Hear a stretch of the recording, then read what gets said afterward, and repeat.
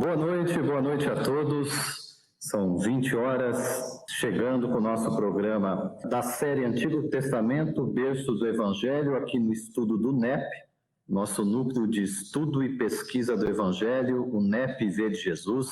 Vocês podendo acessar aí pela nossa página do NEP Vê de Jesus no Facebook, acompanhando conosco. Lembrando que os programas anteriores, os estudos anteriores, assim como o programa Momento Espírita aos sábados, né, pela Rádio Emissora da Barra, que ao vivo às 7h30 da manhã, também fica disponível para que vocês possam acessar, possam compartilhar, acompanhar esses estudos, essas reflexões, né, as exposições, deixando lá os seus comentários também, mesmo perguntas, questionamentos que possam chegar. Sejam muito bem-vindos, né, os nossos amigos internautas participando conosco em mais um encontro nosso. Como eu disse aqui, nós damos sequência à série que iniciamos nesse retorno, né, período aí ainda de pandemia, em que as casas permanecem fechadas. Aqui na SEAC nós temos um grupo presencial de estudo do Novo Testamento à luz da doutrina espírita, né, que por momento está pausado esse estudo, mas em virtude dessa situação ainda de casas espíritas fechadas, virtualmente permanecemos nos encontrando aqui às segundas-feiras, sempre às 20 horas. Obra básica desse nosso estudo, Antigo Testamento, Berço do Evangelho, como eu disse, obra que lançamos no mês de fevereiro desse ano de 2020, e nessa sequência que temos tratado aqui dos livros básicos, dos capítulos inicialmente, né, dando um panorama geral da obra, do livro, né, e passando, assim, dentro de traços gerais por cada um dos livros. Primeiro, o Pentateuco de Moisés, iniciamos agora uma sequência nos profetas. Primeiramente, os chamados profetas maiores, tanto por tamanho e extensão dos escritos, quanto também relevância das profecias, né, de que eles trataram a respeito da vinda de Jesus e eventos futuros que têm uma aplicação até para os dias atuais, até para os dias da nossa geração, né? Já falamos um pouquinho aqui a respeito do profeta Isaías, do profeta Jeremias, e na noite de hoje alcançamos o profeta Ezequiel. Ezequiel, portanto, vai ser aí o profeta mencionado dentro do nosso tema central, que para a noite de hoje já adiantamos, vamos tratar a respeito das eternidades. As eternidades é o tema da noite de hoje, né? E nós vamos, é claro, fazer isso à luz da primeira revelação, Antigo Testamento, da segunda com Jesus e seu Evangelho, e também com a codificação espírita de Allan Kardec, além de obras complementares de psicografia segura, como, por exemplo, Chico Xavier, Emmanuel, André Luiz e outras obras que complementam o trabalho da codificação. Já cumprimentando aqui, chegando conosco, Lijan, com a gente, mais uma vez participando, seja bem-vinda, Marinês Santos, o Paulo Pagamice, Fernanda, Ana Luciano, Odila com a gente, sejam todos muito bem-vindos, gente, participando aqui com a gente. Eu vou inicialmente chamando aí os nossos comentaristas, lembrando que aqui vocês já estão visualizando no quadro.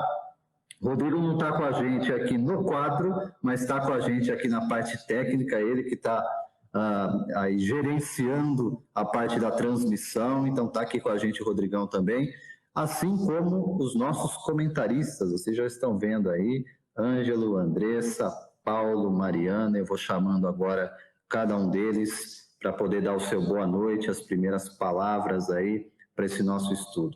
Muito bem-vindos também cada um de vocês. Andressa, primeiramente, boa noite, bem-vinda. Boa noite a todos, uma alegria estar aqui de novo. Boa noite aos meus companheiros, Mariana, Paulo, Ângelo, Rodrigo, ao Emerson. E eu espero que seja uma noite de profundas reflexões sobre esse tema tão importante para nós. Já descobrimos o quanto somos eternos diante da nossa imortalidade da alma. Tá? Um forte abraço e espero poder contribuir de alguma forma. Dúvida, Andressa, participando mais uma vez com a gente aqui no estudo do NEP. Agora eu quero ouvir o Ângelo, primeiras palavras aí, seja bem-vindo, Ângelo. Boa noite, Emerson, boa noite, Paulo, boa noite, Mariana, boa noite, Andressa, Rodrigo, aqueles que nos acompanham pelo Facebook. E é muito bom estar aqui mais uma vez para podermos estar falando sobre o livro, né? Antigo Testamento, berço do Evangelho, trazendo ele para os nossos dias, né? Para podermos nos avaliar no dia a dia também como é o nosso comportamento nessa que é uma das nossas missões, né? A eternidade tenta nos levar à perfeição, né? E é isso que a gente vai tentar fazer nessa encarnação. Muito bom tê-lo novamente conosco aqui no nosso estudo do NEP. Agora, Paulo mais uma vez com a gente, bem-vindo, boa noite, Paulo. Boa noite, Emerson, boa noite, Rodrigo, Mariana, Andressa e Ângelo. E boa noite a todos que nos acompanham, a paz e a luz do Mestre Jesus sempre presente. E vamos tentar entender o que é essa eternidade, Emerson. Isso aí, vamos tentar compreender aí, à luz da mensagem, né, dessa unidade da revelação, o que essa expressão as eternidades vem nos ensinar, né? Mariana, boa noite, bem-vinda. Boa noite a todos, amigos queridos, que a gente está aqui toda segunda-feira, todos vocês que estão conosco, acompanhando conosco no Face, nas salas de vídeo, todo mundo. E vamos seguir mais um estudo e vamos ver o que o nosso amigo profeta Ezequiel vai nos ensinar sobre as eternidades de hoje. Legal, Mariana, muito bom tê-los todos conosco. Lembrando aqui, Genésio Cavalheiro com a gente, Afonso Júnior mais uma vez, também sejam bem-vindos, boa noite ao nosso estudo. Gente, assim, vamos começar, né, para a gente dar aquela pausa, aquela respirada, uma prece inicial, eu convido a todos, né, a se voltar em oração nesse momento, para que a gente possa pedir o auxílio, a assistência do mundo espiritual superior para as nossas reflexões. Deus nosso Pai, Senhor de todas as coisas, ilumine o nosso entendimento, toque o nosso sentimento, para que as lições iluminadas do Teu Evangelho de paz, de amor, alcance o nosso entendimento, a nossa compreensão, que possamos interiorizar esses ensinamentos e, sobretudo, levá-los para a nossa vida de convivência. Que a Tua revelação divina, que percorre os séculos e nos abre sempre renovadas oportunidades de progresso e de evolução, venha até nós, através não apenas de palavras, mas, sobretudo, trazendo vida, paz, verdade e harmonia aos nossos corações. Jesus, nosso Mestre amado, ilumine as nossas atividades, junto aos nossos protetores espirituais, a nos influenciar, intuir, inspirar para as palavras e comentários da noite. Que assim seja, pela graça de Deus, nosso Pai. Muito bem, Ângelo Chanfroni também com a gente, seja bem-vindo, boa noite.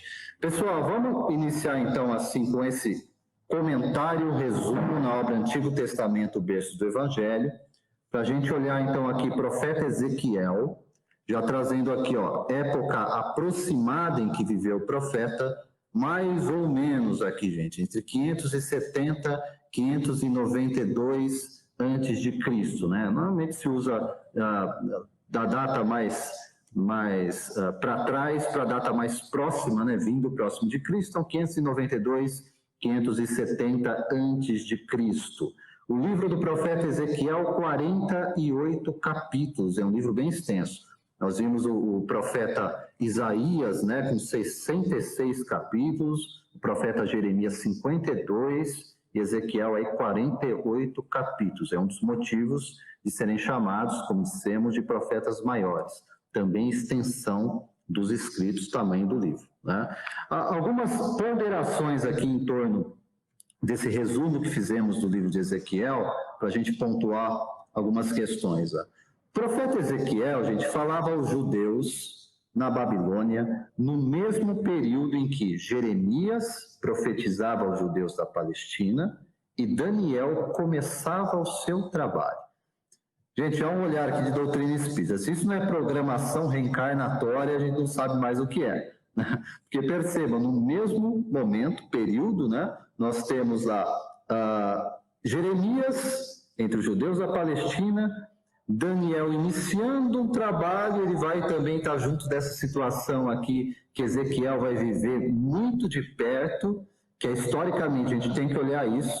O povo hebreu, depois de ter passado lá pelos 430 anos, né, de escravidão no Egito, e ter feito todo aquele trajeto com Moisés, né? E depois continua com Josué, e chegam então à terra de Canaã, vai ter todo ali um processo que a gente vai ver depois, olhando em detalhe esses livros do Antigo Testamento, e com as lições que seguramente são aplicáveis à nossa geração. Nós acompanhamos então aqui as portas de um novo evento bastante significativo para o povo hebreu, que é um cativeiro que se dará na Babilônia.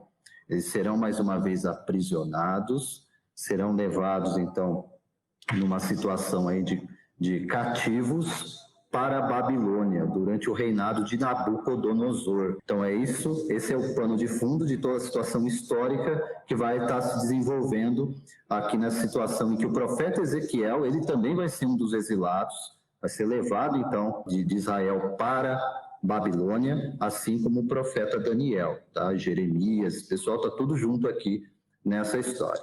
O nome Ezequiel significa Deus fortalece. Ele viveu o período, gente, mais dramático, então, da história de Judá, sentiu na carne os sofrimentos de seu povo, pois ele mesmo foi levado, como dissemos, para a Babilônia, quando aconteceu, então, o primeiro assalto empreendido por Nabucodonosor contra Jerusalém em 598 a.C. Um outro ponto interessante para a gente citar aqui historicamente, que vai ser nesse período que vai se dar a destruição do primeiro templo. Ele vai ser destruído, então, nessa invasão dos babilônicos, né, a destruição do templo. Depois vai ter uma segunda destruição, que já é um pouco adiante da crucificação de Jesus, e que o próprio Jesus vai predizer no chamado sermão profético, né? Quando ele olha o templo suntuoso, que depois foi levantado, o segundo templo, né? E ele diz, não vai ficar pedra sobre pedra. E isso vai ocorrer depois, lá no ano 70, já depois de Cristo, né? A queda, a destruição do segundo templo em Jerusalém. Aqui é o acontecimento da destruição do primeiro templo, na invasão dos babilônicos. Nenhum outro livro profético contém tantas informações cronológicas como Ezequiel. O profeta era consciente da importância da sua mensagem para aquele momento histórico. Essa cronologia da segunda metade do primeiro milênio antes de Cristo, incluindo o período de Ezequiel, é conhecida pelos registros bíblicos e também de outros documentos, em diversas línguas provenientes do Antigo Testamento. Porque é importante a gente ressaltar isso, gente, porque a documentação histórica confirmando esses eventos que são citados no livro do profeta Daniel. Nós não temos essa mesma situação em outros livros bíblicos, né? Então, nós confiamos muito mais no relato, por vezes, do profeta, do escritor bíblico, né? Com não tão farta documentação. Aqui, no caso de Ezequiel, há essa documentação bíblica e há documentação histórica paralela para confirmar aquilo que está escrito no livro do profeta Ezequiel. Mais um ponto que nós queremos aqui ponderar é quando fala que essa missão do profeta, a profecia de Ezequiel, ela é marcada por visões, é marcada por ações simbólicas também. É algo que nós vamos aqui voltar em outras situações, já foi citado em outros estudos nossos também, que era uma forma pedagógica de se ensinar a revelação divina, através de encenações, através de dramatizações. No profeta Ezequiel isso vai aparecer também. Já se pode observá-las nos primeiros capítulos do livro. Predominam a visão vocacional chamada de Ezequiel, já no primeiro capítulo, terceiro verso, e outras ações simbólicas. Em uma delas, o profeta vai comer um rolo, um livro, em Ezequiel capítulos 2 e 3. Em outro, ele vai realizar simbolicamente o cerco de Jerusalém. Tudo isso eram anúncios. A gente vai pegar a estrutura do livro do profeta Ezequiel, do 1º ao 24º capítulo, gente, são anúncios chamados ao arrependimento para que o povo viesse a despertar espiritualmente, e já havia ali uma antecipação de que a consequência daquele estado de rebelião que o povo permanecia diante da mensagem divina traria para eles mais uma situação bastante comprometedora, que seria esse cativeiro.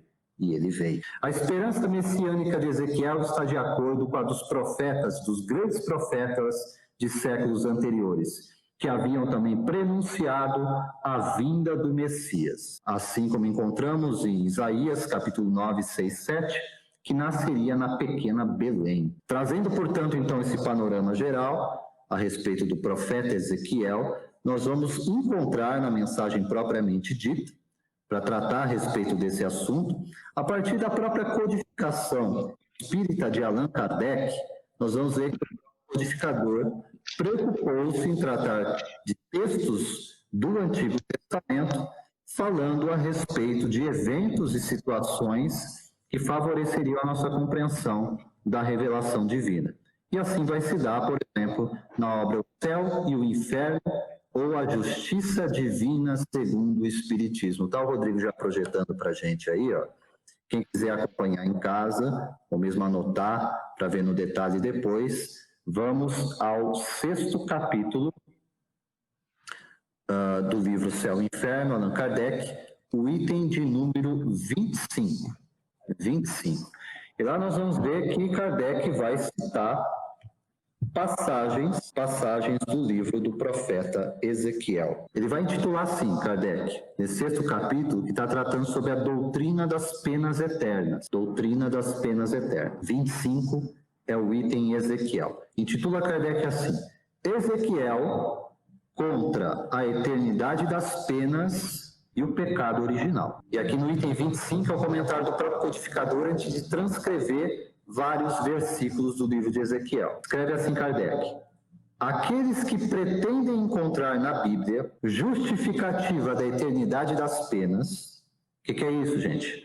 A ideia que depois da morte de cada um de nós, aguardaríamos um julgamento final. Nesse julgamento final seremos ressuscitados.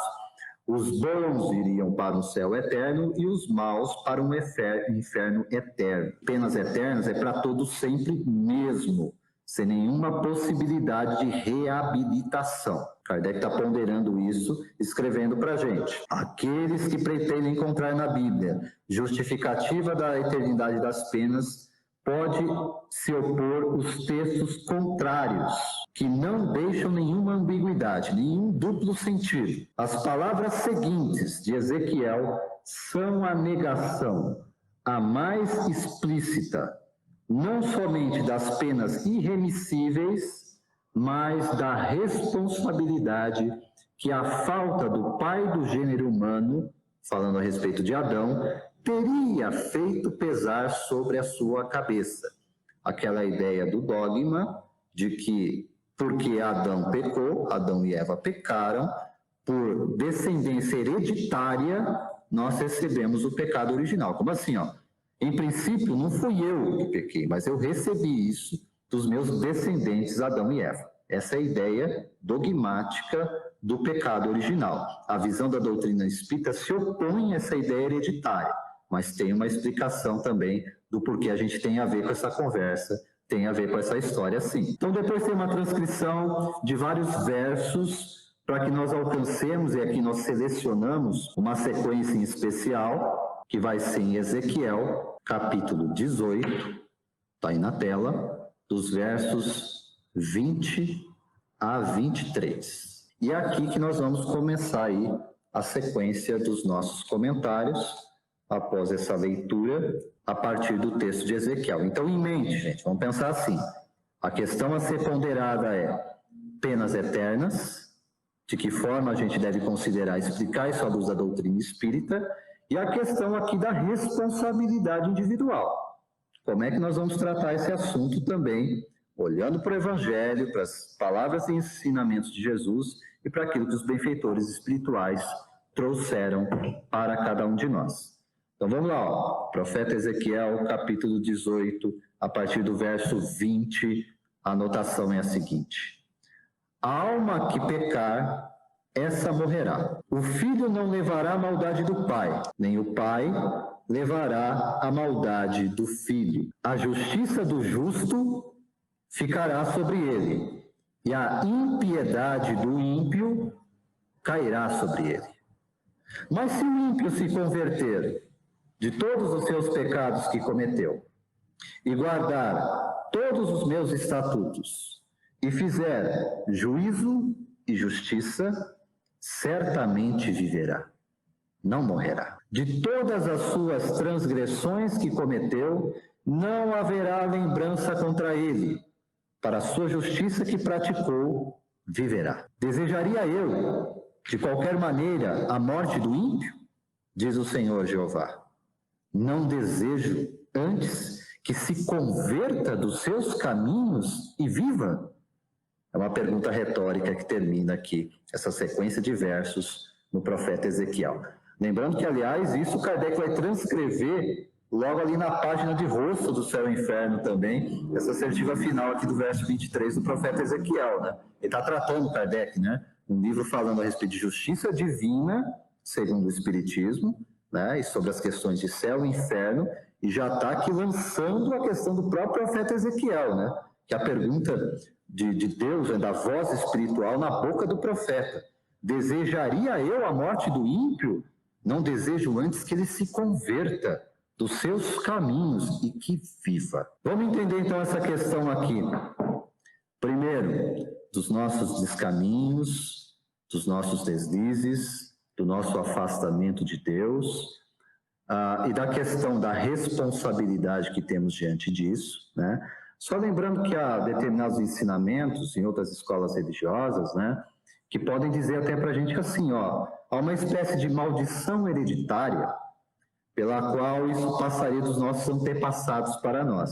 E muitos citam até textos bíblicos, né? Falam mesmo aquela história de que Deus visita, né, na terceira e quarta geração aqueles que cometeram iniquidade. A gente vai abordar também essa questão, né? Mas para entender assim, a doutrina espírita não abraça essa ideia, tá, gente? Que a gente vai receber pelos erros cometidos dos nossos antepassados o castigo e a penalidade sobre os erros que eles cometeram.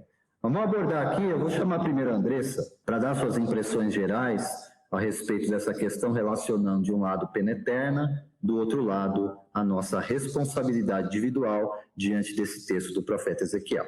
Andressa? Sabemos que você falando, agora a gente lendo o texto, eu lembrei que quiseram fazer isso até aqui com a gente encarnado, né? Porque, segundo se fala aí, as dívidas dos pais hoje do nosso querido Serasa fica para os filhos, se eu não me engano, né?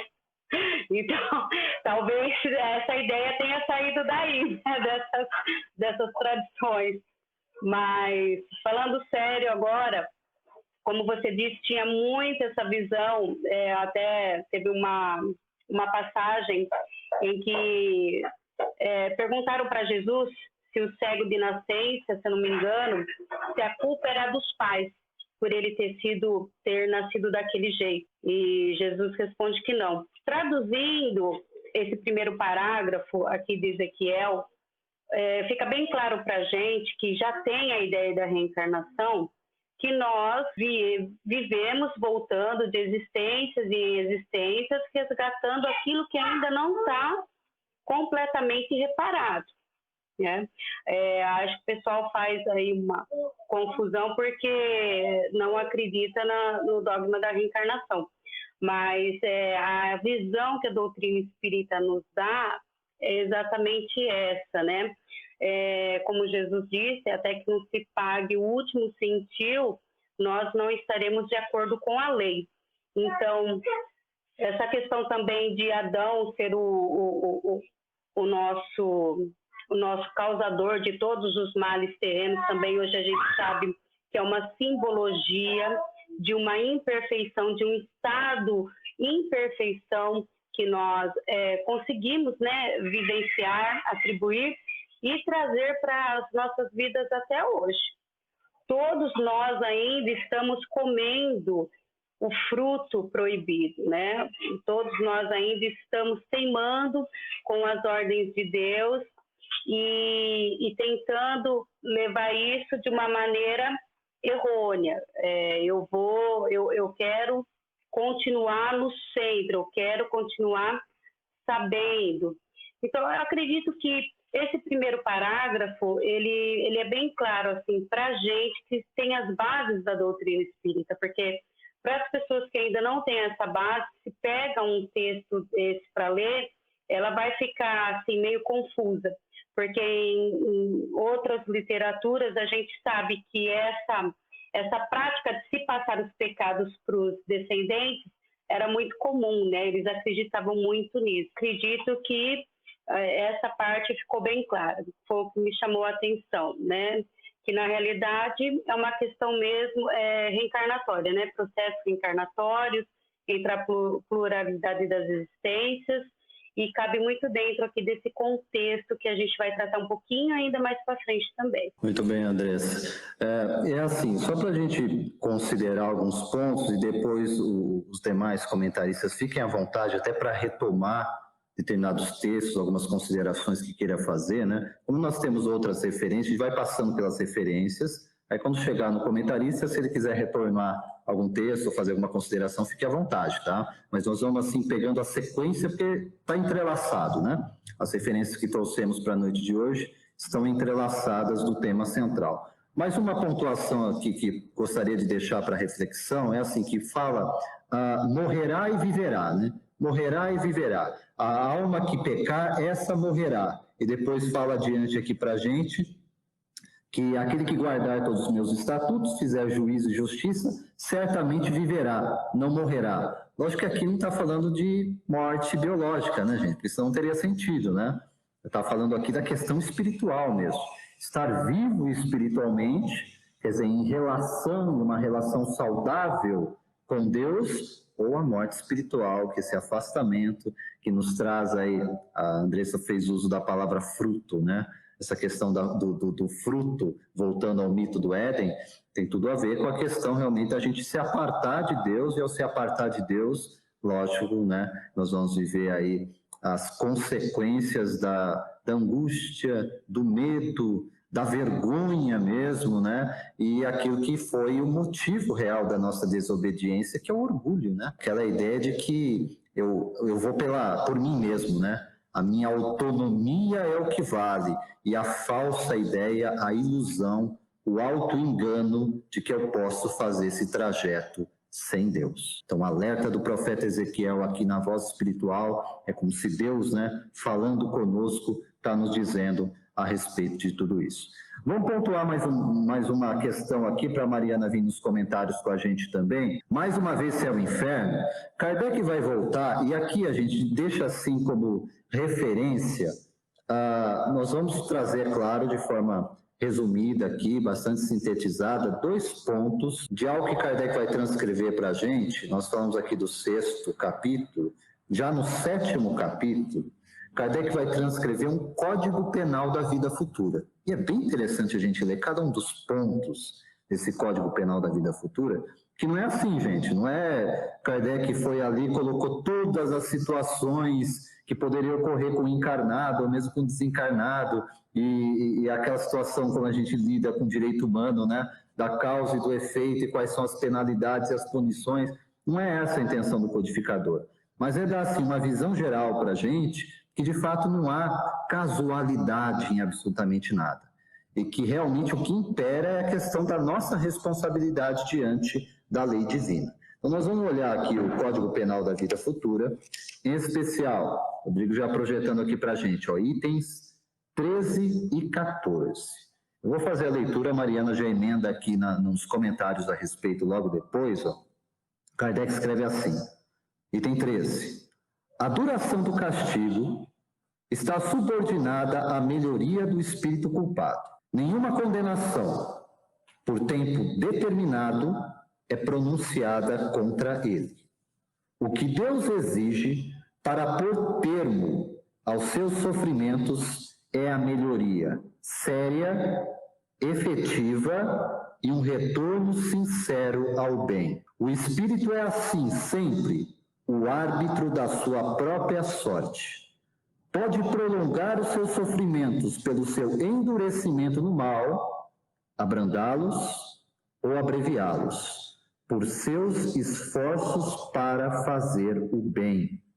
Uma condenação por um tempo determinado qualquer teria o duplo inconveniente ou de continuar a ferir o espírito que teria se melhorado, ou de cessar, quando este ainda estaria no mal. Deus, que é justo, pune o mal quando ele existe, e cessa de punir quando o mal não existe mais. Ou se quer, sendo o mal moral por si mesmo uma causa de sofrimento, o sofrimento dura tão longo tempo quanto o mal subsista. A sua intensidade diminui à medida que o mal se enfraquece. E complementa no item 14.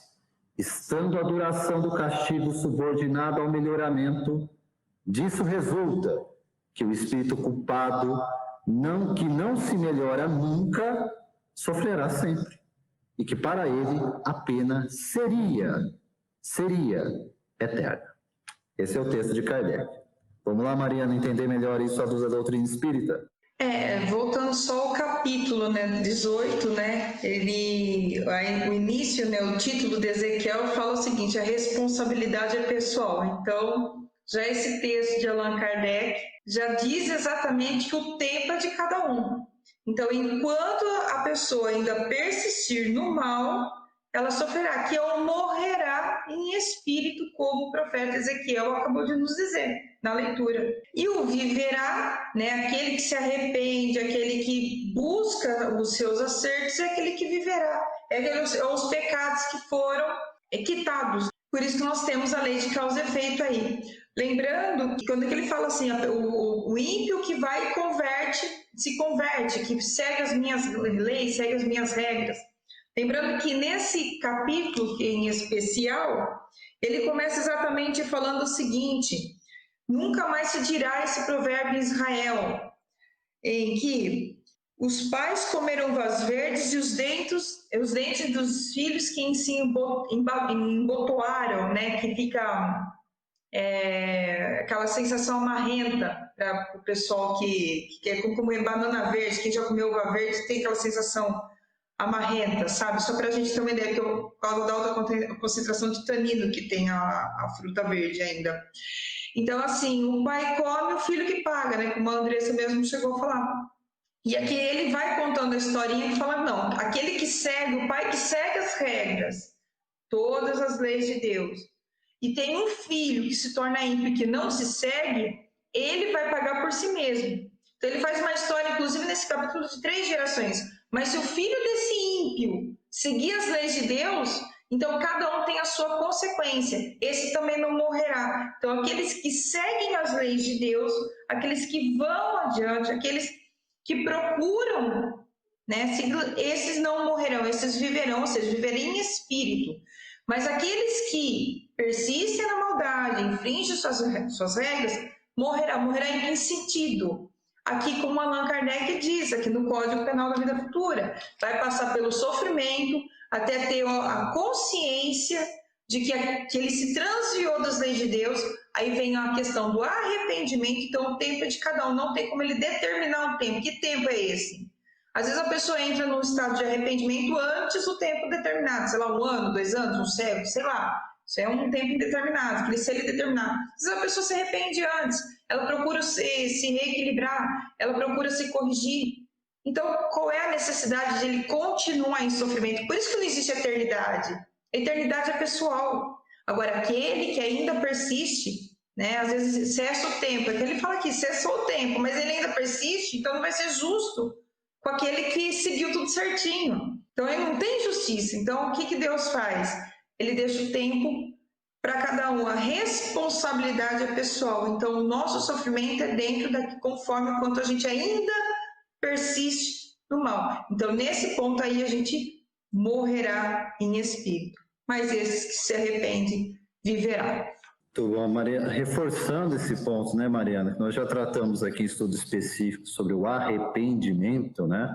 Lembrando o sentido expresso da palavra como mudança de mente, né? Arrependimento como mudança de mente, de comportamento, de atitude, tudo isso que diz respeito a essa questão que nós estamos vendo aqui no profeta Ezequiel, né? Quer dizer, aquele que não se arrepende, que persiste no caminho de desvio, né? Espiritualmente morto, né? Ele sequer tem a sensibilidade para com as coisas divinas, né? E nós percebemos que há ainda muitos que vivem nessa ilusão e que cada um de nós, aí, fazendo uma reflexão íntima, pessoal, deve saber em que ponto a gente ainda está amortecido, né? Porque às vezes eu estou desperto para determinadas coisas, mas para outras ainda também eu não despertei. E às vezes posso estar com uma falsa ilusão de que estou fazendo certo, estou fazendo correto. Então a gente sempre chama atenção para isso, de que a mensagem do Evangelho é uma mensagem confrontadora. Um Evangelho que nos deixa confortável, cuidado com ele.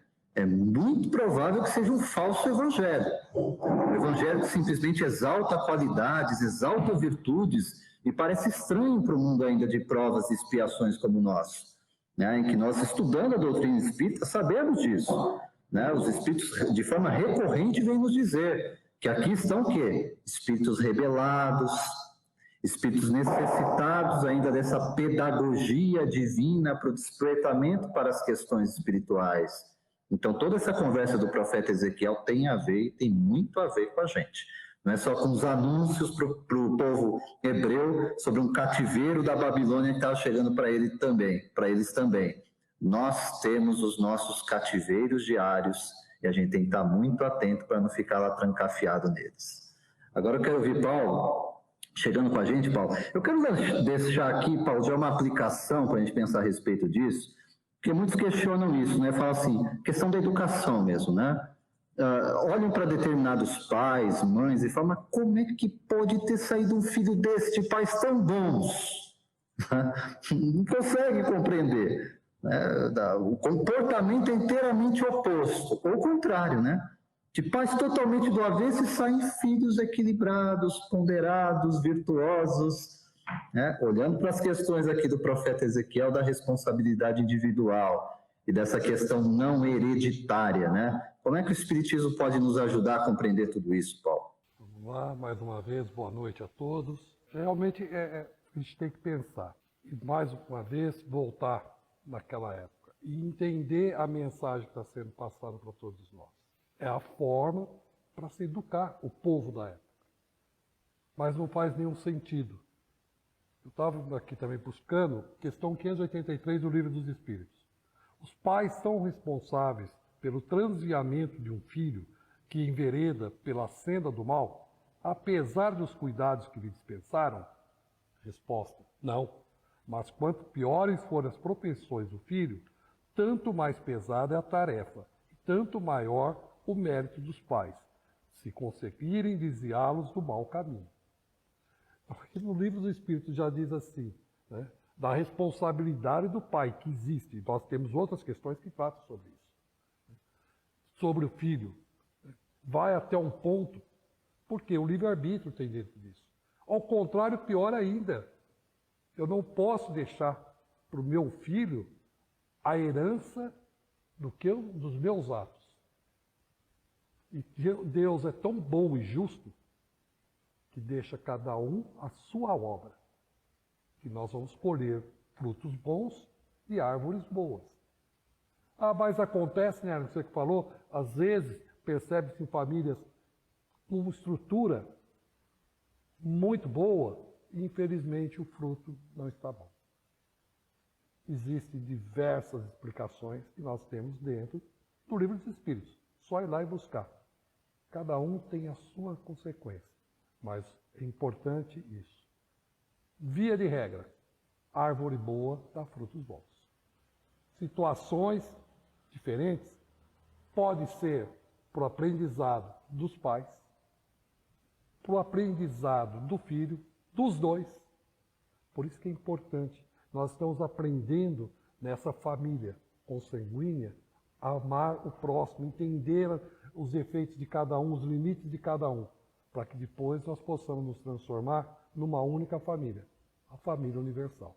Então, esse é um grande exemplo, a justiça do nosso Pai, que nos possibilita isso.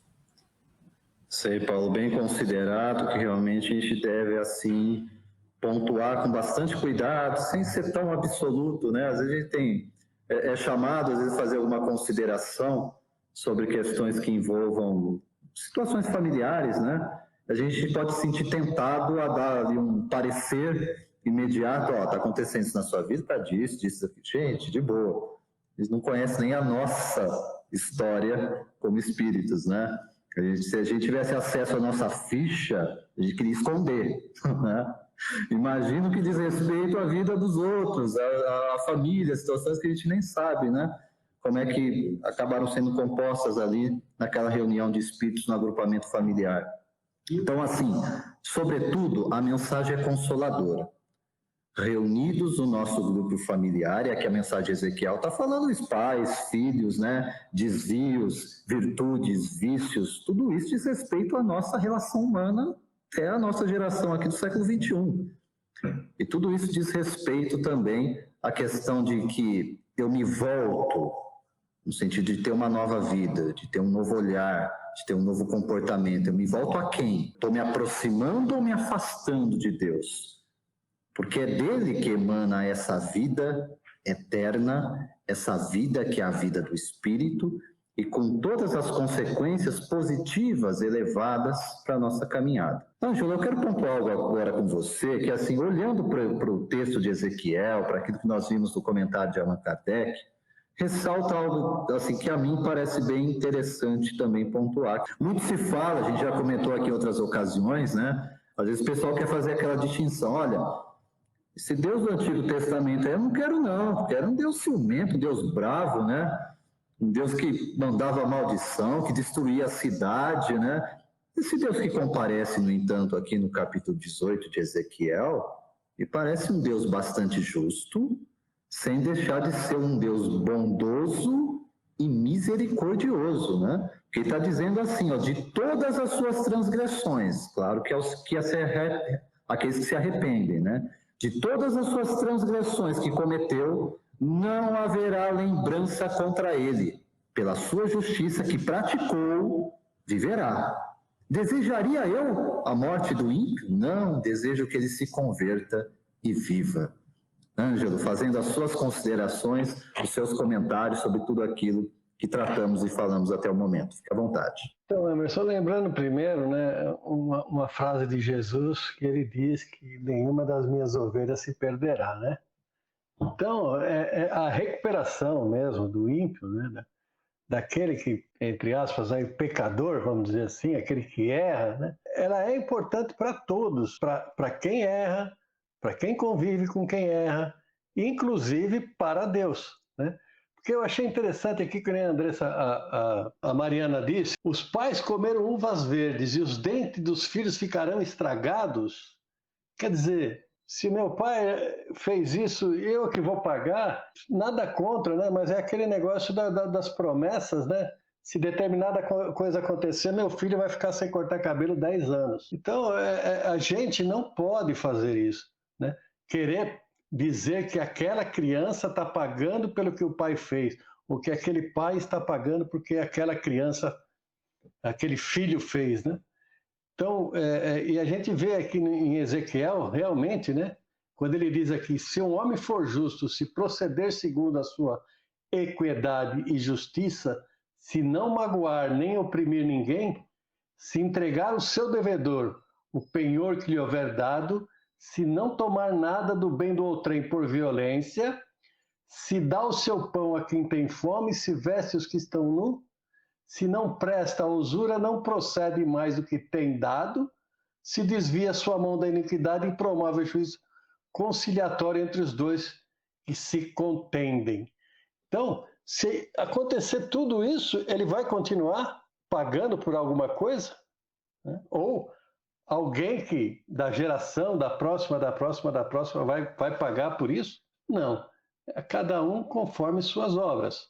E a gente sabe que a semeadura é livre, mas a colheita também é certa. Sem dúvida, Ângelo, muito bem considerado aí, porque o Ângelo fez uma leitura sequencial aí também do profeta Ezequiel, que assim, gente, é um pré-evangelho, mais uma vez, que nós encontramos no Antigo Testamento. É uma série de considerações do que é a vontade divina ao nosso respeito, né? Então, nós não podemos ignorar tudo isso, o quanto isso está presente na revelação divina e nos faz entender melhor todas essas questões, né? Eu quero caminhar adiante aqui, mas fazendo dentro desse movimento circular, né? Olhando de onde que vem essa ideia de maldição hereditária ou coisa desse tipo, né? Vamos pegar aqui um texto, não está dentro das nossas citações, uma citação livre que eu faço, né, com base nisso, mas é Êxodo, capítulo 20, o verso de número 5. Êxodo 20, verso de número 5, que é quando, assim, Moisés está transcrevendo, né, os mandamentos, o decálogo. Nós já falamos aqui quando passamos pelo Pentateuco de Moisés, Êxodo 20, verso 5, né? Que está sendo dito assim, ó, não te encurvarás a elas nem as servirás. Falando aqui dos ídolos, né? Porque eu, o Senhor, teu Deus, sou Deus zeloso, que visito a maldade dos pais nos filhos, até a 3ª e 4ª geração daqueles que me aborrecem. Então, se eu pego isso na letra, eu falo, pô, ela está falando que vão me pegar lá na frente, mas foi meu pai, foi meu avô, foi meu tataravô, né? Foram eles lá. Imagina a situação, né? A gente vê a aplicação disso. Algo aqui que é interessante notar também, alguns tradutores, isso muda bastante sentido, hein? Trazem a questão assim, ó. Sou Deus zeloso, que visita a maldade dos pais nos filhos, na 3ª e na 4ª geração. Opa! Não é até na 3ª. Quer dizer, você cometeu aqui, tá? Você está endurecido, não tá? Você não entendeu nada da lei divina, né? A gente vai deixar esperar um pouquinho. Você vai viver. Como a gente vê, né, em determinadas mensagens, né, tem referências nisso. A própria psicografia de Chico, se não me lembro, é o Boa Nova, né? Fala a respeito disso, trata a respeito. Ele vai viver. Ele vai passar por experiências. Nós vamos amadurecendo. Lá na 3ª e na 4ª geração, a gente volta a conversar sobre isso. Somos nós mesmos, retornando, voltando. E aqui, então, a gente tem que trazer a pauta como interpretação do Antigo Testamento e dos ensinos de Jesus, a doutrina espírita, né, nos faz olhar para os princípios básicos do Espiritismo, que vai nos falar sobre a lei dos renascimentos, sobre a reencarnação. Então, tudo que nós estamos considerando aqui, eu tenho que pontuar também à luz dessa revelação divina, que é a reencarnação. Né? Eu quero fazer uma consideração de chamar a Andressa aqui mais uma vez, que é assim, acho que até comentei com ela uma situação desse tipo, que chegou assim na conversa mesmo, né?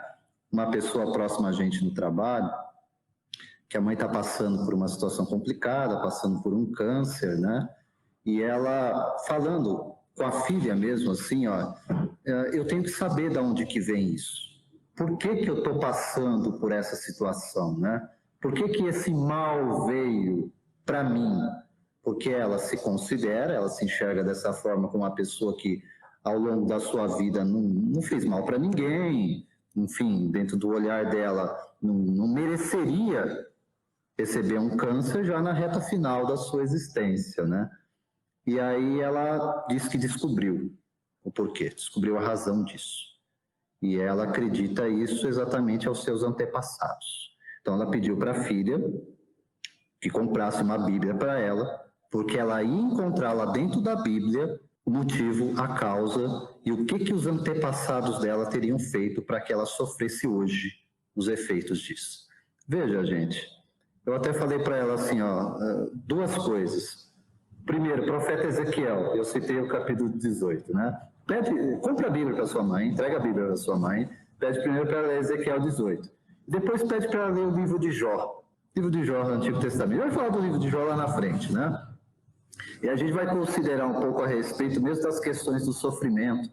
E se vale a pena mesmo, gente, a gente viver aqui sempre questionando e perguntando por quê?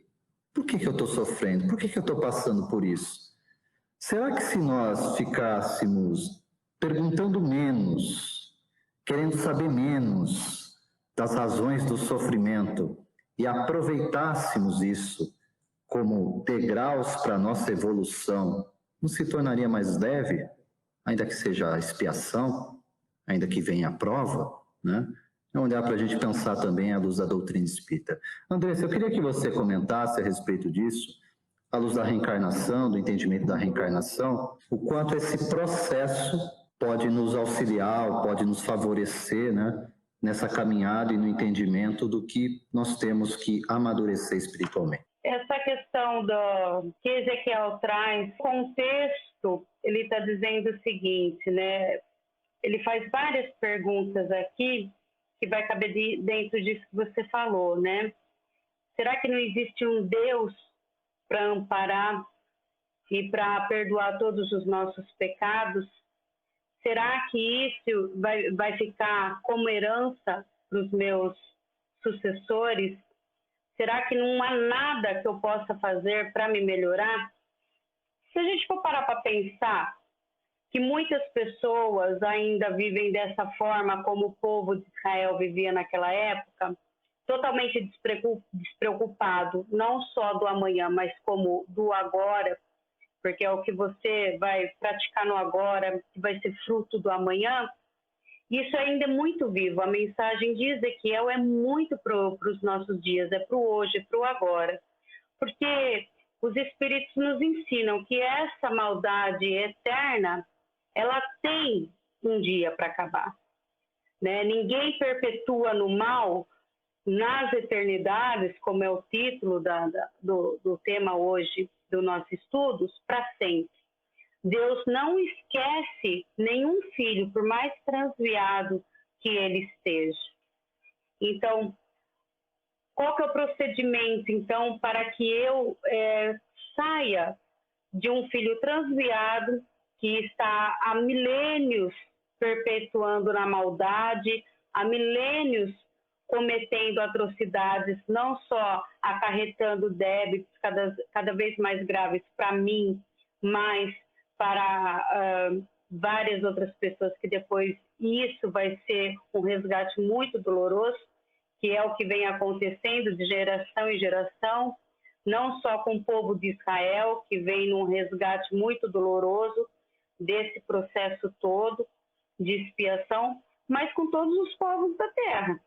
Nós temos que nos incluir nele, porque se estivéssemos em condições não expiatórias, em condições diferentes, então talvez não estaríamos aqui hoje reunidos conversando sobre o assunto.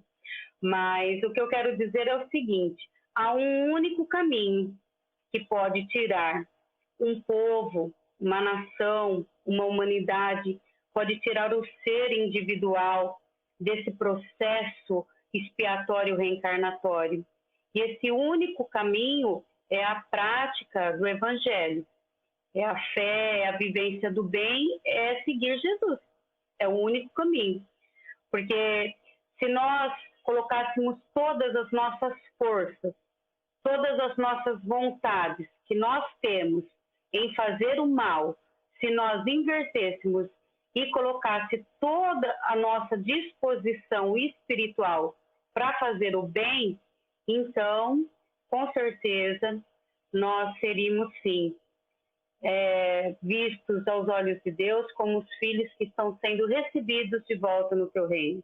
A graça de Deus, ela vai cair sobre todos nós, mas para isso é preciso que a gente saia desse ciclo de expiação, de maldade, ao qual a gente mesmo cria, né? Isso é uma coisa que fica muito forte, muito gravada. E nós, quando a gente fala em mal eterno, existe mal eterno? Ezequiel está perguntando aqui, vocês acham que Deus é capaz de deixar alguma criatura no mal eterno para sempre? Não. Né? Talvez o homem seja capaz disso, talvez não, tenho certeza. Mas a partir do momento que o mais infeliz do ser se arrependa e queira se tornar um homem novo, deixar o homem velho, Deus irá recebê-lo e irá ampará-lo. Bem pontuado, Andressa. Tem um ponto aqui que a Andressa comentou dessa relação pai e filho, né? E veja que isso também está ali subentendido nessa conversa aqui do profeta Ezequiel, né? Ele sendo porta-voz dessa voz espiritual superior, porque qual seria o motivo desse Deus, vamos dizer assim, tinha tudo para estar aborrecido, né? Porque quantos e quantos milênios ele já estava sendo ali negligenciado, né? O pessoal se mantinha naquela pauta de rebelião. Então ele vai dizer, desejaria eu de qualquer maneira a morte do ímpio, né? Desejo antes que ele se converta dos seus caminhos e que viva. Veja, gente, essa é uma voz amorosa. É a voz de um pai na relação com o seu filho, né? É claro que nas nossas relações, principalmente quando a gente olha fora do nosso campo, do campo das nossas afeições, dos nossos familiares, mesmo dos nossos filhos, né? A gente pode ter esse olhar condenatório e pensar assim, se fosse comigo, né? Ele receberia a punição que ele merece. Agora, quando nós olhamos para as nossas afeições, para os nossos entes queridos, para os nossos filhos, o olhar é diferente, não é? E olha, por isso Jesus fala, né? Vós sendo mal, saber dar boas coisas aos vossos filhos. Ele conhece o coração humano. Então, se nós, com todas as nossas imperfeições, as nossas transgressões, as nossas dificuldades morais, eu olho para o meu filho, o olhar é diferente. E Deus, gente, e Deus, como é que eu posso, em nome dele, falar em pena eterna, sobre o ponto de vista de nenhuma possibilidade de recuperação? E quando eu levantei a questão da reencarnação como sendo algo fundamental para a gente compreender também essa passagem de Ezequiel, é porque eu compreendo que a reencarnação é um anúncio direto para cada um de nós sobre o perdão de Deus. Por que eu volto? Por que eu tenho nova experiência? Por que eu me reencontro com aqueles que eu tenho que me reajustar? Tudo isso é dádiva, gente. Tudo isso é graça.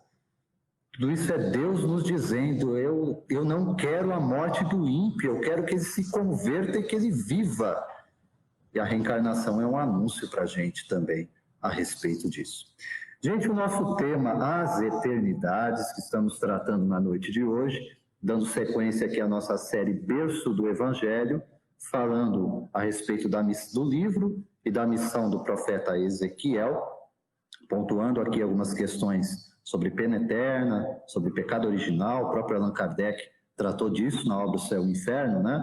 Nós vamos considerar aqui mais uma questão na codificação, agora chamando o Livro dos Espíritos, para a nossa reflexão, e vocês vão perceber que o tema As Eternidades não foi uma licença poética minha, né? Isso vai nascer exatamente de pergunta, resposta e comentário do codificador à questão 125 que o Rodrigo já projetou aqui para a gente. Aqueles que tiverem em mãos, então, podem abrir. Nós vamos aqui considerar pergunta do codificador Allan Kardec aos benfeitores espirituais, é a seguinte: os espíritos que seguiram o caminho do mal poderão alcançar o mesmo grau de superioridade que os outros?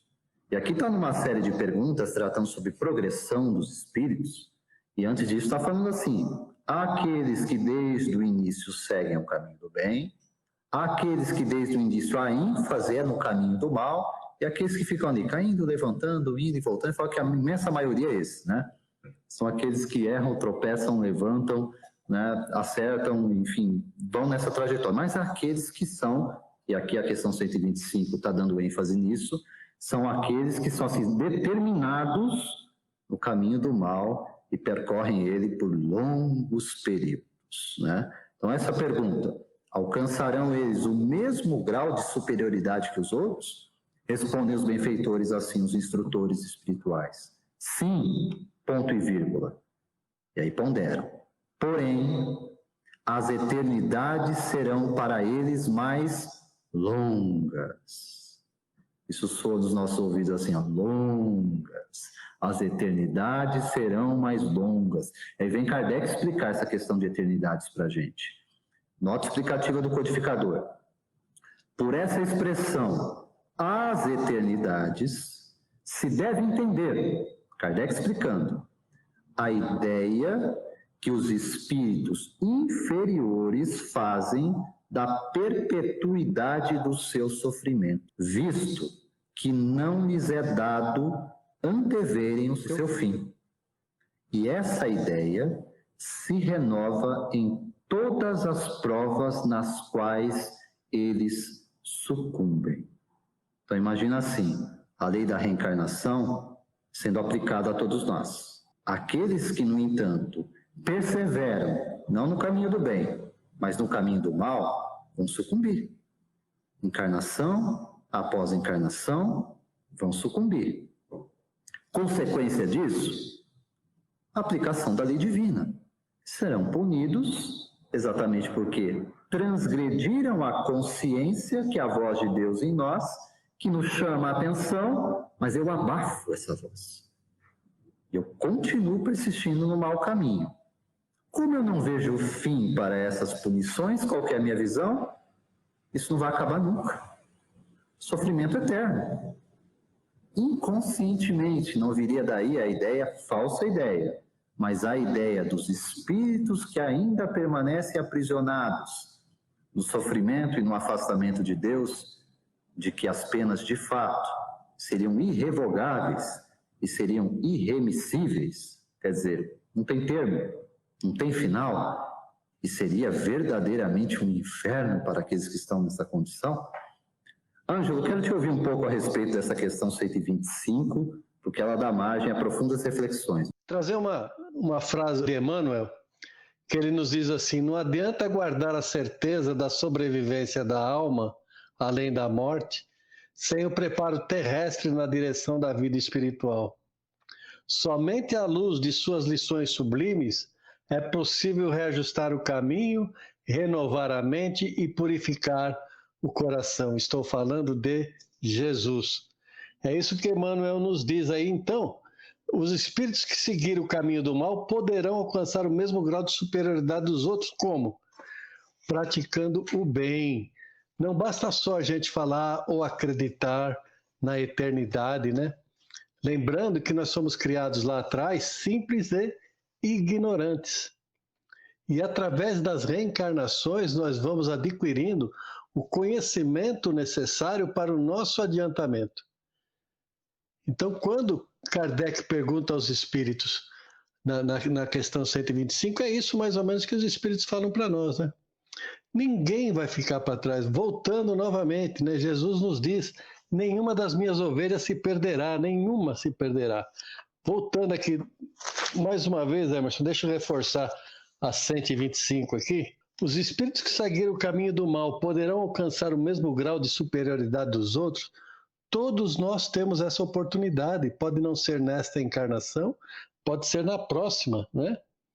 Então, quando ele fala aqui, o Espírito fala para nós: porém as eternidades serão para eles mais longas, ou seja, essa trajetória nossa vai ser um pouco mais longa. Nós vamos precisar de mais reencarnações. Quando eu digo nós, é aqueles espíritos que seguiram o caminho do mal. E nós estamos seguindo esse caminho ainda, porque ainda estamos num planeta de provas e expiações onde prevalece o mal. Então nós vamos continuar a nossa trajetória e vai ficar um pouquinho mais longa. Talvez, daqueles que conheçam e praticam um pouco mais, não. Os espíritos são criados iguais quanto às faculdades intelectuais? Outra pergunta de Kardec. Está lá no 127. São criados iguais, mas não sabendo de onde vêm. Então nós não sabemos de onde nós viemos, mas nós somos criados iguais. Todos nós temos essa oportunidade. Deus não desampara nenhum de seus filhos. Como você disse lá, né? Tinha-se a visão de um Deus punitivo, de um Deus ruim. E é isso que a gente precisa banir dos nossos pensamentos. Saber que Deus não vai nos dar nada para nos prejudicar. E o Paulo costuma dizer muito isso, né? Precisamos tomar muito cuidado com o que pedimos a Deus. Então, eu acredito muito nisso, né? Precisamos tomar cuidado com aquilo que nós pedimos a Deus. Porque, de repente, eu peço para Deus o paraíso, né? A felicidade, e Ele me põe alguns obstáculos para eu alcançar essa felicidade, e eu vou lamentar e murmurar. Aí eu vou ficar no choro e ranger de dentes, mas não vou chegar a essa perfeição. Muito bom, Ângelo. A gente deve pensar muito bem realmente nisso, né? Esse tem um negócio que a gente sabe fazer, pedir, né, Ângelo? Pede bastante, a gente pede muito, né? Então, cuidado com os nossos pedidos, né? Eu costumo dizer, você quer ser ameaçador para alguém, você fala assim, que Deus lhe dê tudo que você merece. Então, deixa quieto essa conversa, né? Vamos deixar que Ele é o justo juiz, Ele sabe, de fato, distribuir a cada um de nós segundo as nossas obras, né? Mariana, quero te ouvir um pouco a respeito dessa questão das eternidades na questão 125 com Allan Kardec. Com relação às eternidades, não tem como a gente falar de dor, de sofrimento, não tem como a gente não lembrar da dor, né? E a questão que ninguém quer passar pela dor, ninguém quer sofrer. Alguém em sã consciência não quer. E aí eu trouxe também uma questão à parte do livro Consolador, que fala exatamente sobre a dor. Emmanuel fala assim: toda dor física é um fenômeno, enquanto que a dor moral é essência. Então, o que dói mais, a física e a moral? Nós temos uma grave mania de compararmos dor. Olha só que interessante. E eu costumo dizer o seguinte, que dor é dor. Muitas vezes a dor que é para você não é para mim. Mesmo que eu faça um experimento, vamos dizer assim, sádico, que eu coloco o dedinho de todo mundo no martelo e martelo o dedo de todo mundo com a mesma intensidade, cada um vai reagir de uma forma. É ou não é? É bem assim. Então, assim, é muito pessoal. Então, o que é dor, o que é sofrimento é muito pessoal. Muitas vezes o que um passa, que parece que é algo tão superficial, tão simples, para o outro é muito, muito doloroso. E nós temos essa mania de compararmos essa dor, achar que, mas você passou por isso, imagina que isso. Olha a falta de respeito, de compaixão e de caridade com o próximo. Olha a falta de empatia. Já que a gente tem que tratar assim, os nossos relacionamentos humanos, que a maior escola que a gente tem é como que está o nosso relacionamento. Será que as pessoas estão se sentindo bem conosco ou elas estão se sentindo incomodadas conosco? Isso seria um parâmetro para a gente ver como é que nós estamos agindo. Baseado em quê? De acordo com como nós estamos agindo, de acordo com as pessoas estão querendo se aproximar de nós ou não, é mais ou menos aquilo, é um parâmetro se a gente está seguindo as leis de Deus ou não, entende? Então, assim, só para a gente poder entender o que é essa eternidade. Eternidade é totalmente pessoal, esse sofrimento é pessoal, é até um certo momento em que a gente acorda, em que a gente desperta, começa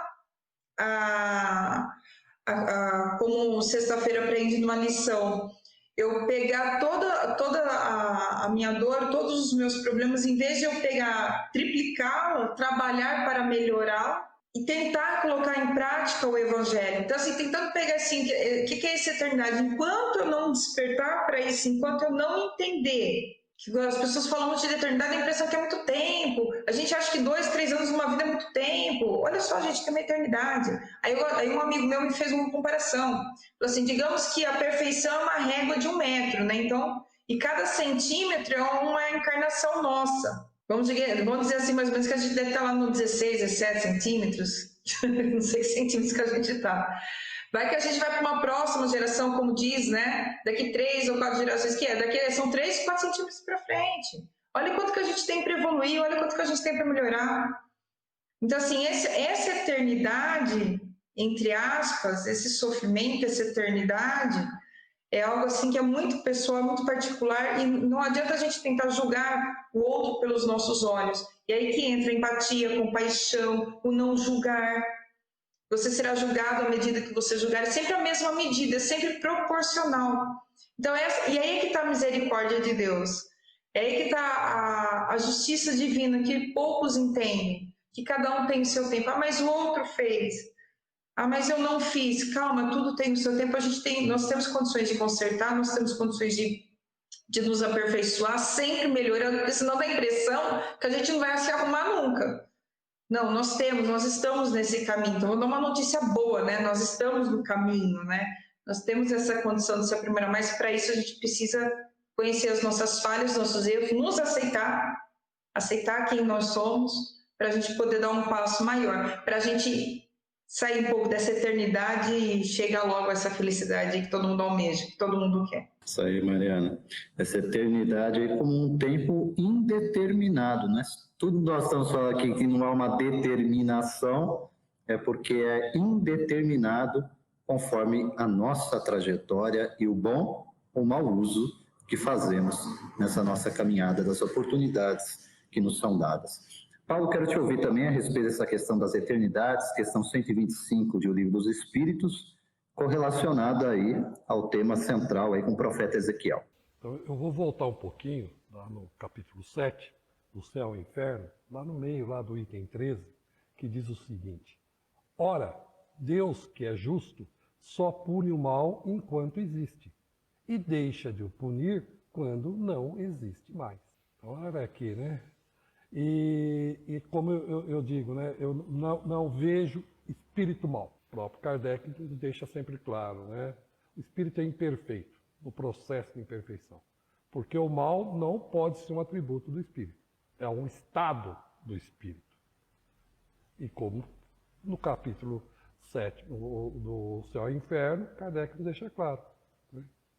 Que é justo e pune enquanto existe. Pune o mal enquanto existe. Não o espírito. Porque nós temos essa opção. Nós temos as nossas escolhas. Então, eu vou pedir mais uma vez ajuda aqui ao Livro dos Espíritos, questão 123. Logo um pouquinho acima daí, né? Por que Deus permitiu que os espíritos pudessem seguir o caminho do mal? Então, por que Deus permite que os espíritos escolham o caminho do mal? Resposta: como ousais pedir a Deus contas dos seus atos? Pensais poder penetrar nos seus desígnios? No entanto, podeis dizer isto: a sabedoria de Deus está na liberdade de escolher, que Ele deixa a cada um, pois cada um tem o mérito de suas obras. Então nós temos esse costume mesmo, né? Por que eu, Deus? Por que eu e não fulano? Por que não sei quem? Né? Esse questionamento. E voltamos de novo, né? Ainda bem que Deus nos dá tudo que nós achamos que merecemos. Né? Porque se nós tivermos noção daquilo que a gente merece, nós não pediríamos a Deus não tudo. Então, é infinitamente bom e justo. Nos dá o livre-arbítrio para essas nossas escolhas. E esse livre-arbítrio não é total. Olha como a sabedoria é essa. Como uma criança, como um filho nosso, pequenininho, nós deixamos ele à vontade ou ficamos supervisionando e vamos dando esse livre-arbítrio com a tua evolução? E alguns, até com o passar do tempo, exigem mais atenção, outros, com menos tempo de vida, exigem menos atenção. Olha, se nós pararmos para analisar essas pequenas coisas que cercam a nossa vida, o nosso cotidiano, nós vamos entender um pouco mais de Deus. Então nós temos sim que entender isso. Cada um tem as suas escolhas. Nós fazemos as nossas. Não somos maus. Somos imperfeitos. E Deus, na sua infinita bondade e justiça, nos dá todas as condições para que nós possamos evoluir. Basta que nós aproveitemos as suas escolhas. Esse olhar de atenção é importante, né, Paulo? Para que a gente não deixe passar as oportunidades diante dos nossos olhos, né? Nós temos aí uma nova e abençoada oportunidade que é a encarnação presente. É aqui e agora. Deixa eu pensar, o que eu fiz no passado? O resultado está aqui, gente. O que vai ser do meu futuro? Eu estou vivendo no agora, estou construindo isso.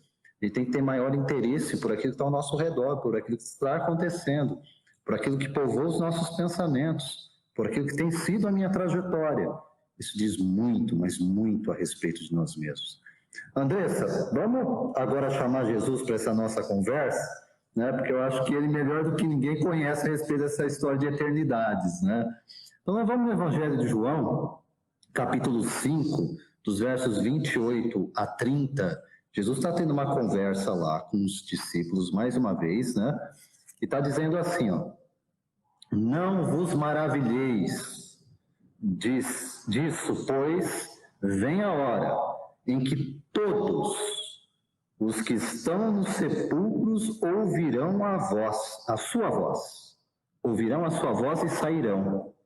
Os que fizeram coisas boas para a ressurreição da vida, e os que praticaram coisas malévolas, coisas más, para a ressurreição do juízo. Olha como isso aqui é semelhante à conversa de Ezequiel lá sobre a alma que pecar, essa morrerá. e a justiça do justo ficará sobre ele. Jesus está dizendo, aqueles que fizeram coisas boas sairão para a ressurreição da vida, e aqueles que praticarem coisas más para a ressurreição do juízo. E conclui, eu não posso fazer nada por mim mesmo. Como ouço, assim julgo. O meu juízo é justo, porque não busco a minha vontade, mas a vontade de quem me enviou. Jesus está declarando que a vontade dele é igual à vontade de Deus. Veja como é em total oposição àquilo que nós fazemos, né? Nós queremos a nossa primeiro e cobramos de Deus se não dá certo do jeito que a gente quer. Jesus está falando, né? A vontade do meu Pai, e por isso o meu juízo é justo. Andressa, vamos compreender essa questão aqui aplicada ao nosso tema eternidades, aquilo que disse o profeta Ezequiel, esse sentido de ressurreição aqui, né? A ressurreição da vida e a ressurreição do juízo. Só fazendo uma retomada com o sentido de morte primeiro, Emmanuel ele fala que o sentido da morte pelo pecado é a semeadura prejudicial do pecador. Então, toda vez que a gente pensa em penas eternas, em céu infinito, em inferno infinito, a gente deve lembrar que muitos de nós carregamos em vida atual, um céu e um inferno, dependendo do nosso estado espiritual, da nossa aproximação ou não com Deus, né? A gente não precisa morrer, materialmente falando, para se sentir no purgatório ou nas zonas umbralinas. A gente não precisa desencarnar e para tentar alcançar esferas puras e perfeitas. Nós conseguimos viver esse estado de espírito dentro aqui da nossa condição humana ainda. E é essa condição humana que vai determinar essa ressurreição para a vida ou a ressurreição para o juízo, para a condenação, né? Nós sabemos que no nosso desencarne, a nossa sintonia, a nossa vibração espiritual, a nossa mente, ela vai se ligar com aquilo com que nós estamos nos afinando, com aquilo que nós trazemos em nossa consciência, em nosso coração. Então, essa ressurreição, ela deve ser entendida como um ponto de partida do hoje, né? Você pode ressurgir, pode levantar-se, pode renovar-se a partir de agora. Não precisa esperar uma nova existência para que isso aconteça. Como também você vai ter as consequências dos seus atos, você vai sim viver um ressurgimento novamente numa outra eternidade purgatorial, umbralina, se você continuar fazendo as mesmas coisas. Então, o ressurgimento, a renovação, ela vem nos chamar a partir de hoje, do agora, né, para que nós não venhamos a continuar nas eternidades do mal cristalizado ainda em nós. Então, eu acho importante a gente poder relembrar isso. Só lembrando que Emmanuel vai fazer o seu comentário a esse capítulo 5 de João, verso 29, né? Emmanuel, pela psicografia de Chico, vai dizer assim: em raras passagens do Evangelho, a lei reencarnacionista permanece tão clara quanto aqui, em que o ensino do Mestre se reporta à ressurreição da condenação. E adiante ainda conclui: a lei de retorno, pois, está contida amplamente nessa síntese de Jesus. Ressurreição é ressurgimento. E o sentido de renovação não se compadece com a teoria das penas eternas. Finaliza: haverá ressurreição para todos, apenas com a diferença de que os bons as terão em vida nova e os maus em nova condenação, decorrente da criação reprovável deles mesmos. reprovável deles mesmos. Mais uma vez, a questão da responsabilidade e do bom ou mau uso que nós fazemos da nossa existência e do conjunto delas, né? Conjunto das existências. Quero te ouvir a respeito dessa passagem, já está chegando aí na reta final, né? Então, fazendo essas considerações e olhando para esse texto, Jesus falando para a gente sobre a ressurreição da vida e a ressurreição do juízo e, enfim, pena eterna, longa duração, eternidades, nossa responsabilidade. Jesus falou tanta coisa para a gente, né? Ele deixou tanta coisa para a gente, né? Sobre a vida eterna, sobre a ressurreição. Quando ele diz para nós, o Espírito vem do Espírito. A carne vem da carne, né? Mas o Espírito, não. Né? Então, para onde vai esse Espírito? Com quem caminha esse Espírito? É isso que ele quer dizer para nós. Não vos maravilheis disso, porque vem a hora em que todos os que estão no sepulcro ouvirão sua voz. Ou seja, todos aqueles que se perderam vão ouvir a voz. O chamamento. Eis os que fizeram bem sairão para a ressurreição da vida, e os que fizeram mal para a ressurreição da condenação. Ou seja, as penas futuras que Kardec nos fala no Livro dos Espíritos também. Hoje nós não vamos falar delas, né? Mas as penas futuras. Como é que eu vou encarar isso? Né? Como é que eu vou me portar diante disso? Porque hoje a gente ouviu bastante aqui, né? Por que Deus fez isso comigo? Por que Deus fez isso? E se a gente invertesse e se fizesse, para que Deus está fazendo isso comigo? Para que está acontecendo a epidemia do Covid-19? Para que nós vamos ter que ficar dentro da nossa casa? Para que eu tenho que me afastar do convívio daqueles que eu amo? Não o porquê. Aí talvez a gente comece a achar as respostas, né? Então, quando Jesus diz, julgo e meu juízo é justo porque não busco a minha vontade, mas a vontade do meu Pai que me enviou, é isso que nós devemos fazer também. Buscar a vontade do nosso Pai que está no céu. E geralmente é isso que a gente faz, quer dizer, isso não, a gente faz ao contrário, né? Seja feita a minha vontade, depois da do Emerson, depois da Andressa, depois da Mariana, mas a gente esquece da vontade de Deus, que é superior a todas as nossas vontades, pois Ele sabe o que nós precisamos, nós é que não sabemos o que pedimos. Fato, Anjo, verdade. Mariana, quero te ouvir agora aí, já dando as considerações finais, né? E fazendo aí um apanhado geral das nossas reflexões da noite. Bom, primeiro de tudo agradecer a presença de todos, né? Todos que acompanharam nos acompanharam. E deixa bem claro o seguinte, dentro dessa lição de hoje, a pena eterna não existe. A eternidade vai do condicionamento mental que o espírito se encontra dentro desse sofrimento em que ele passa. Então, em resumo, Deus não determinou a eternidade para ninguém, até mesmo dentro da lição de Allan Kardec, eu não sei se foi no Evangelho ou no Céu e Inferno, que ele fala o seguinte, se fosse, que vai contra as penas eternas, imagina uma mãe vendo um filho sofrer eternamente e a angústia que seria, né, se fosse essa separação, céu, inferno, e que ninguém pode alcançar ninguém, que não há essa ajuda. Muito pelo contrário.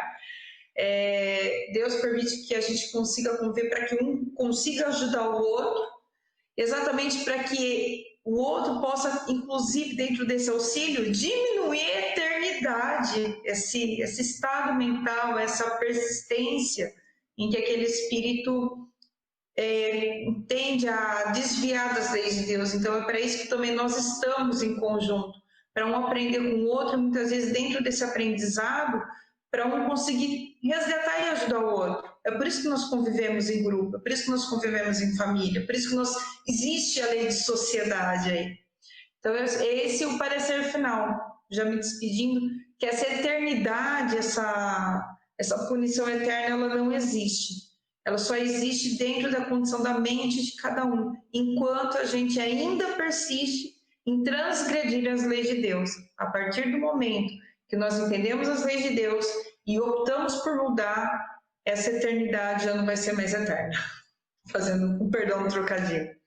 É isso. Boa noite a todos. Bom, Mariana, grato pela participação, comentários, né? Paulo, suas palavras, suas reflexões aí conjuntas na nossa lição da noite de hoje sobre as eternidades. Eu gostaria até, aproveitando esse comentário da Mariana, sempre que a gente chega nessa parte de penas eternas, me vem uma palestra do Moisés, palestrante de Bauru, que ele pegou e falou assim, ó, vamos todos imaginar aquele maior desafeto. Eu não gosto de usar aquela palavra que é o contrário de amigo. É o maior desafeto nosso. Vamos ver esse maior desafeto nosso ardendo no fogo do inferno pela eternidade. E nós vamos ficar assistindo aquele lá. Será que nós aguentaríamos isso? O nosso maior desafeto? Será? Lógico que não. O nosso Pai muito menos deseja isso a qualquer um dos seus filhos. É isso que nós temos que ter em mente. Vou aproveitar o gancho que o Emerson fez a leitura, né, da parte do Pão Nosso, no capítulo 127, pegar só um pedacinho ali. Diz o seguinte: cumpre-lhes a repetição do curso expiatório. É a volta à lição ou ao remédio. Não lhe surge diferente alternativa. Nós estamos numa escola. Repetir de ano, vamos ter que fazer de novo. Nós não vamos dar um pedala Robinho e passar sem ter feito todas as provas, sem que tenhamos cumprido passo a passo. Essa é a grande proposta. E o nosso Pai vem e nos dá todas as condições para que a gente possa fazer isso. Basta que nós aproveitemos essas oportunidades. Pena eterna, arder no fogo eterno, não existe. A treva é a ausência da luz. O mal é a ausência do bem. Então, se eu caminhar para a luz, eu saio das trevas. Se eu caminho para o bem, eu deixo o mal para trás. Aí eu vou aproveitar para dar boa noite a todos, agradecer mais uma vez por emprestar seus ouvidos e pelo tempo. E pedir licença ao poeta Vinícius de Moraes, Soneto da Fidelidade, finalzinho. Que não seja imortal o posto que é chama, mas que seja infinito enquanto dure. Uma boa noite a todos. Muito bom, Paulo. Ouvindo Vinícius de Moraes para finalizar a nossa noite, o seu soneto. Andressa, eu vou deixar você dar o seu boa noite. Antes, Andressa, eu vou pedir assim, só para você deixar, pessoal, a gente vai voltar a esse assunto quando for tratar de um outro profeta também, mas eu lembro da gente ter tratado a respeito de um exemplo que a gente pode buscar na literatura espírita, e aqui nós vamos deixar aqui como uma referência para os interessados que quiserem se aprofundar, né, na literatura espírita, Chico Xavier, livro Libertação, né? Dá o seu boa noite, deixa essa referência para o pessoal que eu acho importante a história do Gregório. É verdade, Emerson. Essa história está no livro Libertação, psicografia do Chico, pelo espírito André Luiz. Tem uma história muito interessante lá do Gregório, que ele é um juiz das zonas umbralinas. E ele responde aos chamados dragões, né, das esferas inferiores. Eu não vou dar spoiler, né, para a gente poder continuar o assunto aqui, mas eles acham que estão fazendo um bem para a humanidade, cuidando de todo o mal, fazendo toda a justiça com quem foi injusto na Terra. Então é uma história bem interessante, tem detalhes que eu não vou falar aqui que vai caber dentro do contexto dos profetas. Boa noite, obrigada e espero estar aqui com todos vocês na próxima semana. Muito bem, é isso aí, gente. Agradecendo então mais uma vez participação, Ângelo, Mariana, Paulo, Andressa, Rodrigo aqui na equipe técnica, possibilitando aí a nossa transmissão, mais uma vez, nossa gratidão pelos internautas que nos acompanharam, deixando aqueles que chegaram um pouco depois aqui com a gente, Ivan Miguel, a Ivone Márcia, a Beatriz Adias, né, conosco a Marinês Santos da Silva, Eneida Risso, Lene Rosa, né, todo mundo deixando aqui, a Fernanda com seu boa semana aí para todos, que seja uma ótima semana nessa sequência para a gente, gratidão pela oportunidade de aprendizado, né? E segunda-feira fica o convite, sempre às 20 horas aqui, nosso estudo na série Berço do Evangelho, né? Outros estudos gravados. Nesse de hoje fica aí o convite para que vocês compartilhem, curtem, compartilhem, leve adiante. Importante que o ensino se multiplique, gente. Nos encontramos sábado, programa Momento Espírita, Rádio Emissora da Barra, transmissão aqui direta na página do NEP V de Jesus no Facebook. Muita paz, muita luz a todos, que Deus os abençoe. Até a próxima.